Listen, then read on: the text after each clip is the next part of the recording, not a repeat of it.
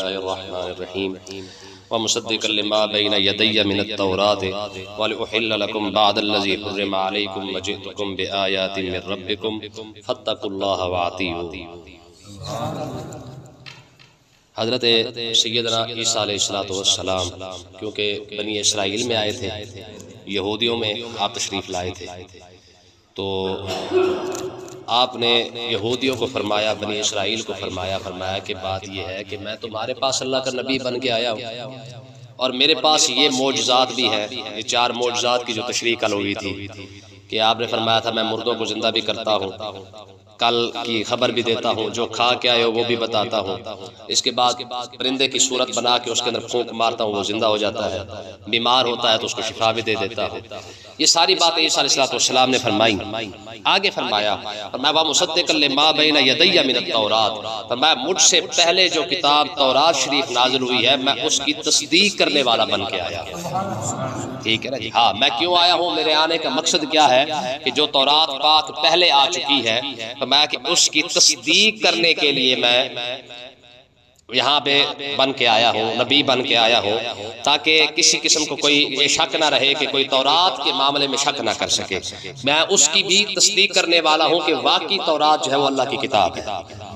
آگے کیا ارشاد فرمایا وَلِأُحِلَّ لَكُمْ بَعْدَ الَّذِي حُرِّمَ عَلَيْكُمْ، فرمایا کہ میں اس لیے بھی آیا ہوں تاکہ تمہارے لیے وہ چیزیں حلال کروں جو تم پر پہلے حرام کی گئی ہے، جو چیزیں تم پر پہلے حرام کر دی گئی تھی کہ تم نے اونٹ کا گوشت نہیں کھانا ہے، فلاں فلاں پرندہ نہیں کھانا ہے، ہفتے والے دن مچھلی نہیں پکڑنی ہے، وغیرہ وغیرہ، جو پابندیاں یہودیوں پر لگائی گئی تھی ان کے بد کرداری کی وجہ سے، ان کے اوپر بطور آزمائش بطور عذاب جو بھی ان پر لگایا گیا تھا، ان میں سے بعض چیزیں جو حرام تم پر کی گئی ہے وہ میں تمہارے لیے حلال کرنے کے لیے آیا ہوں۔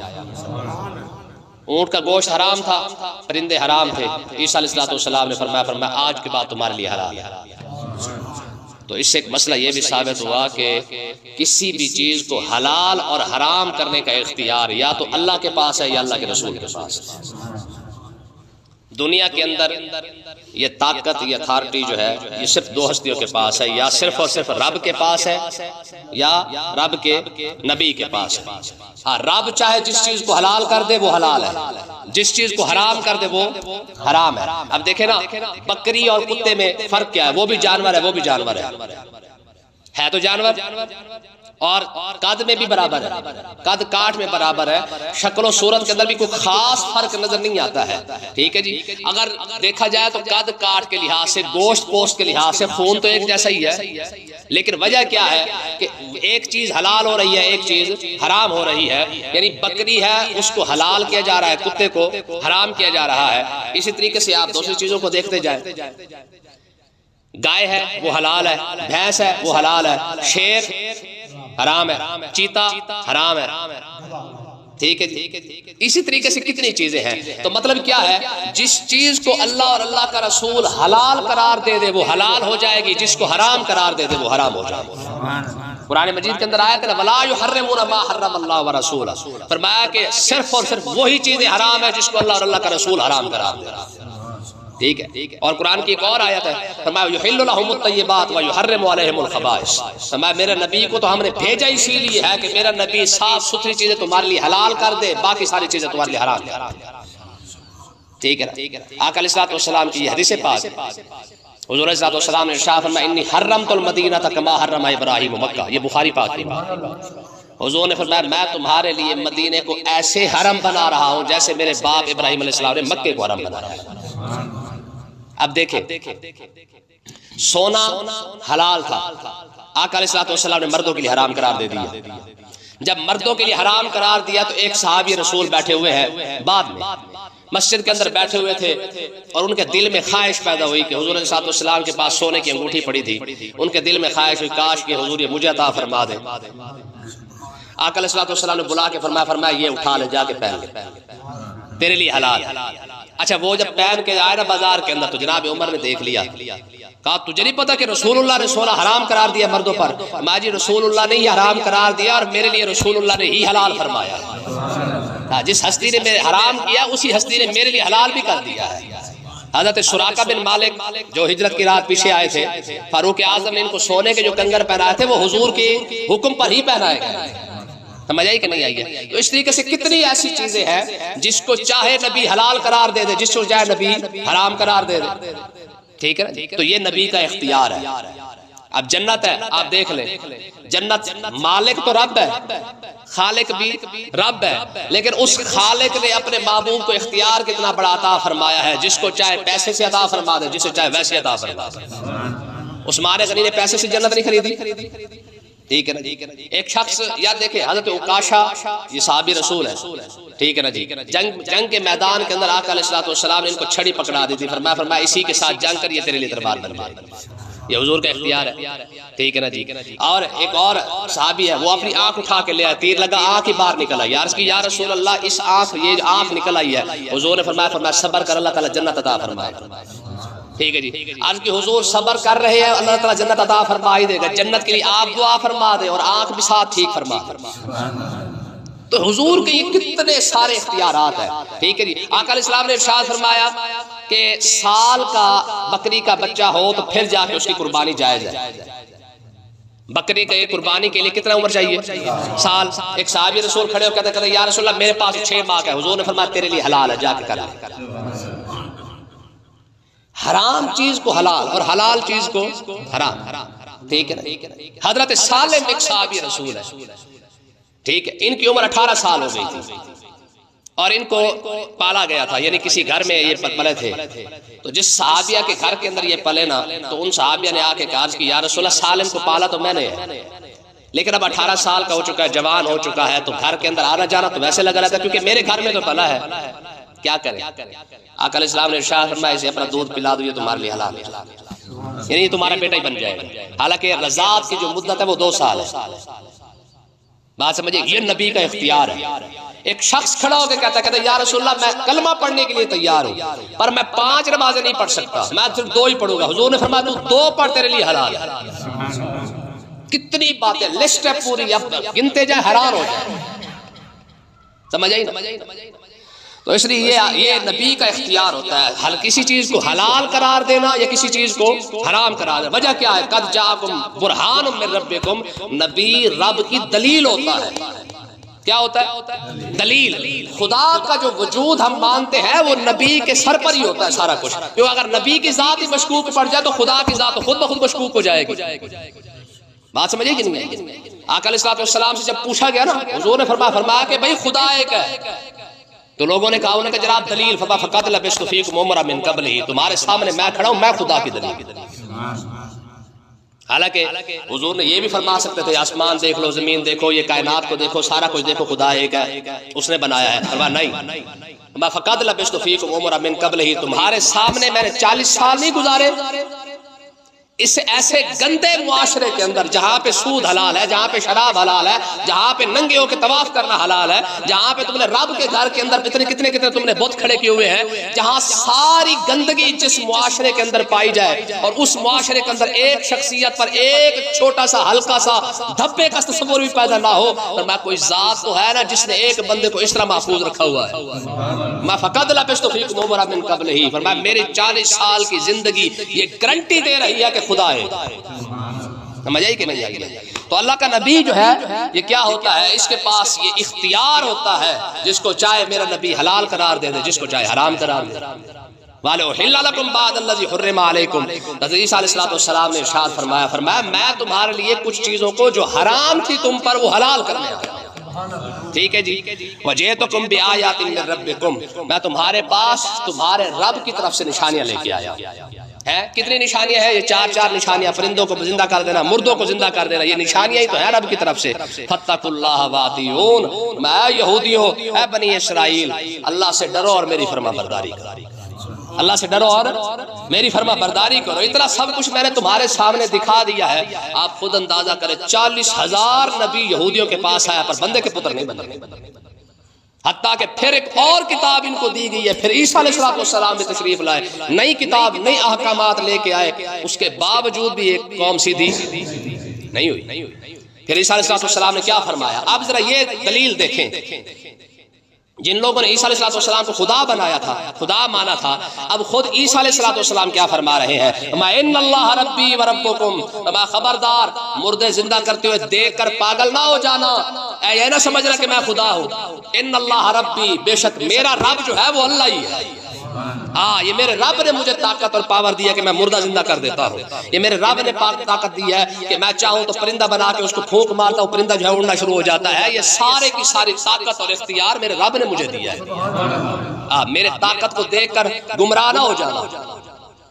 اچھا، کمال کی بات ہے، عیسیٰ علیہ السلام کے پاس 4 معجزات ہیں، اور آقا علیہ السلام، علماء فرماتے ہیں ہر نبی معجزے لے کے آیا ہے، حضور خود معجزہ بن کے آیا، یعنی حضور سر مبارک سے لے کر آپ کے بال مبارک سے لے کر آپ کے پاؤں کے تلوے مبارک تک حضور سراپا معجزہ، یعنی حضور کا وجود ہی معجزہ ہے۔ یہ کیسے ہو سکتا ہے کہ ایک شخصیت سورج کے سامنے کھڑی ہو جائے، پیچھے سایہ نظر نہ آئے؟ حضور کے بال مبارک معجزہ، حضور کے کپڑے مبارک معجزہ ہو، حضور کے اعضاء مبارک معجزہ ہو، ہیں جی، ہر شے حضور کی معجزہ ہو، اس کے باوجود پوری امت نے کبھی ایک شخص نے بھی حضور کو خدا نہیں کہا۔ 1400 سال ہو گئے ہیں، آج تک اس امت نے کسی ایک شخص نے بھی نہیں کہا کہ حضور خدا ہے۔ کہا کبھی؟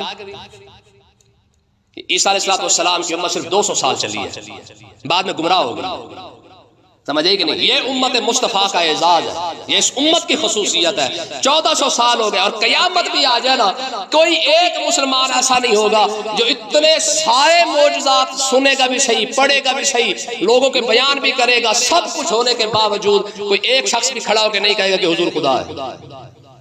حالانکہ مردے تو حضور نے بھی زندہ کیے ہیں، مردے حضور نے بھی زندہ کیے ہیں، بلکہ مزیداری کی بات یہ کہ حضور نے ان مردوں کو زندہ کیا جن کے اندر جان ہی کوئی نہیں ہے۔ عیسیٰ علیہ السلام نے ان مردوں کو زندہ کیا جن کے اندر جان ہے، اور آقا علیہ السلام نے ان مردوں کو زندہ کیا جن کے اندر جان ہی کوئی نہیں ہے۔ یہ ایک الگ تفسیر ہے۔ کیا خیال ہے بھئی؟ 4 مردوں کو عیسیٰ علیہ السلام نے زندہ کیا تھا، پہلے جان موجود تھی، حضور کے سامنے پتھروں نے کلمہ پڑھا ہے، پتھر کے اندر کون سی جان ہوتی ہے؟ درخت چل کے آیا، درختوں کے اندر کون سی جان ہوتی ہے؟ آقا علیہ السلام نے پہاڑ کو دیکھے فرمایا ھذا جبل احد یحبنا ونحبہ، یہ پہاڑ مجھ سے محبت کرتا ہے، میں اس سے محبت کرتا ہوں۔ پہاڑ میں کون سی جان ہوتی ہے؟ تو مطلب یہ ہے کہ عیسیٰ علیہ السلام نے ان مردوں کو زندہ کیا ہے جن کے اندر جان موجود تھی، اور آقا علیہ السلام نے ان مردوں کو زندہ کیا ہے جن کے اندر جان ہی موجود نہیں۔ سمجھے نا؟ امام بصیری رحمت اللہ علیہ فرماتے ہیں کہ حضور کی ذات کو چھوڑے، اگر حضور کا نام پاک، آقا علیہ السلام کا نام نامی اگر آپ کسی سوکھی لکڑی پر بھی لکھ دینا، رب اسے بھی ہرا بھرا کر دے گا، یعنی رب اسے ہی زندہ کر دے گا۔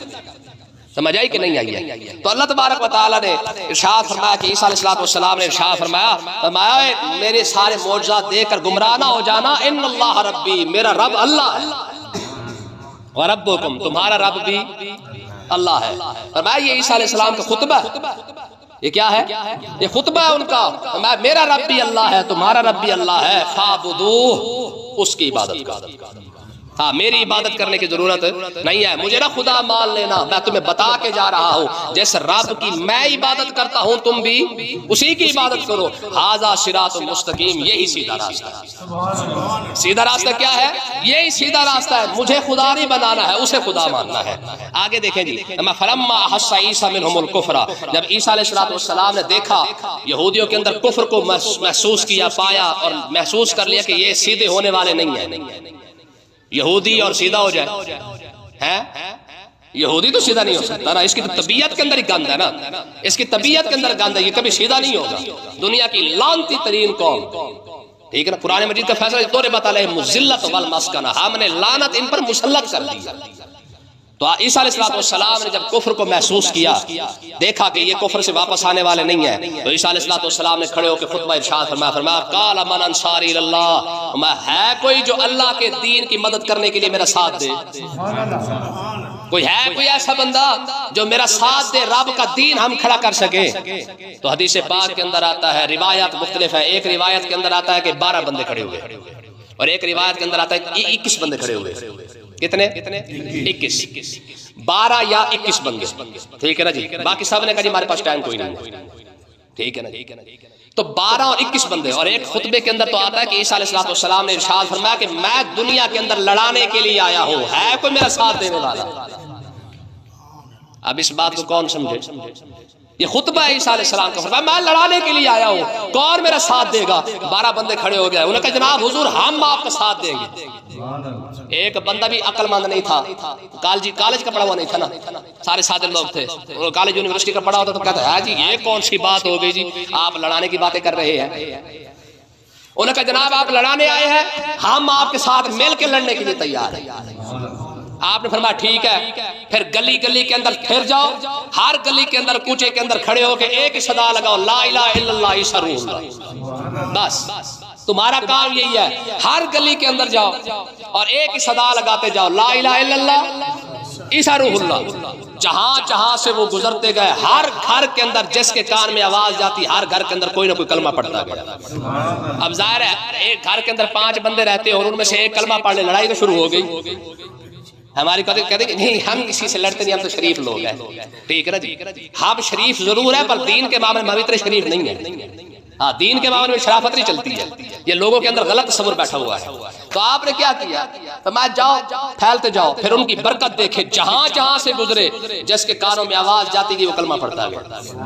ٹھیک ہے جی, جب کلمہ پڑھتے گئے تو گھروں کے اندر لڑائیاں شروع ہو گئی. تو آپ نے ارشاد فرمایا قال الحواریون نحن انصار اللہ.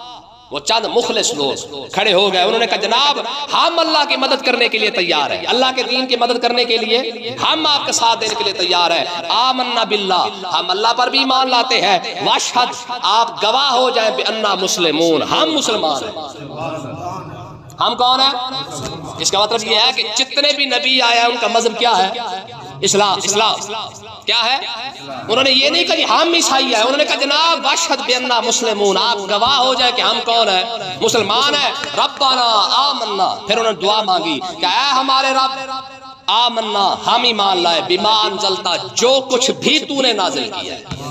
ہاں جو کچھ بھی تو نے عیسیٰ علیہ السلام پر نازل کیا ہم سب پر کیا کرتے ہیں؟ ایمان لائے. واتبعنا الرسول, ہم نے تیرے رسول کی اتباع کی ہے. فاکتبنا مع الشاہدین, اے پروردگار ہمیں گواہی دینے والوں میں لکھ لے کہ ہم تیرے عیسیٰ کی گواہی دے رہے ہیں, ہم تیرے عیسیٰ کی گواہی دے رہے ہیں, ہمیں لکھ لے. ٹھیک ہے, اور میرے عیسیٰ آپ بھی گواہ ہو جائے. واشہد بأننا مسلمون, عیسیٰ علیہ السلام آپ بھی گواہ رہے کہ ہم مسلمان ہیں. تو یہ 12 بندوں کا فیض تھا کہ 200 سال تک جو ہے وہ جناب عیسیٰ علیہ السلام کی شریعت عیسوی جو ہے وہ چلتی رہی, اور حق اور سچ والے مسلمان رہے, پکے ٹھکے مسلمان تھے, مومن بندے تھے, وہ تھے مسلمان تھے. تو اس کا مطلب یہ ہے کہ جتنے بھی نبی آئے ہیں ان کی وہ امت جو ان پر ایمان لائی وہ ساری کی ساری کیا ہے؟ مسلمان. کیا ہے؟ مسلمان ہے. کیونکہ آدم علیہ السلام سے لے کر آقا علیہ السلام تک جب ہے اسلام تو جتنے بھی نبی آئے ہیں ان کی جو امتیں جنہوں نے کلمہ پڑھا, اپنے نبی کو مانا, ان کی شریعت کو مانا, وہ سارے کے سارے کیا ہے؟ مسلمان ہیں. تو اس کا مطلب یہ ہے کہ باقی رہا مسئلہ عیسائیت کا, تو عیسیٰ علیہ السلام کے 200 سال بعد جا کے وہ کیا ہوئے ہیں؟ گمراہ ہوئے ہیں. لیکن مزیداری کی بات یہ ہے کہ وہ اپنے آپ کو عیسائی کہلواتے تھے. واحد وہ 200 سال والے یا مسلمان کہلوائے ہیں یا 1450 سال گزر چکا ہے, الحمدللہ آج تک حضور کے ماننے والے بھی مسلمان ہی کہلاتے ہیں. اللہ تعالیٰ سمجھنے کی توفیق عطا فرمائے.